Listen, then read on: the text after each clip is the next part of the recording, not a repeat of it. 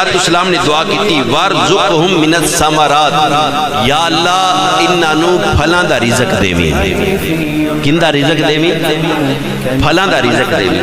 یہ ابراہیم علیہ السلام دی دعا ہے کہ اہل مکہ دے اندر، مکہ شریف دے اندر کوئی کھیتی باڑی نہیں، لیکن مکہ شریف دے اندر 12 مہینے ہر قسم دا پھل ملتا ہے۔ دوسرے مقام دے اللہ دا قرآن ابراہیم علیہ السلام دی دعا دا ذکر پہ کرتا ہے۔ وَإِذْ قَالَ إِبْرَاهِيمُ رَبِّ اجْعَلْ هَذَا بَلَدًا آمِنًا، یا اللہ شہر نو امن والا بنا، وَارْزُقْ آلَهُ، جڑا شہر دے وچ رہندا ہے، جڑا مکے دے وچ رہے گا، من الثمرات، انہوں رزق دا، انہوں پھلاں دا رزق عطا فرما۔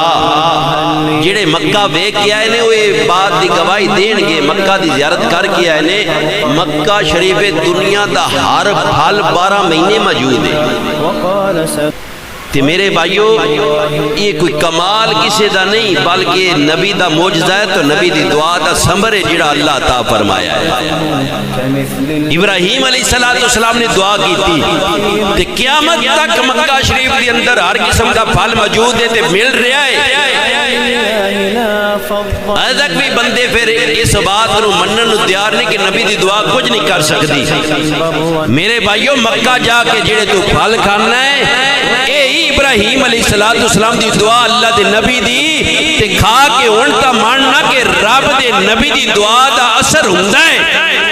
اگر دنیا تے میرے بھائیو رب دے نبی دی دعا دا اثر ہے، انشاءاللہ قیامت والے دن تے قبر وچ بھی نبی دی دعا دا اثر ہوئے گا۔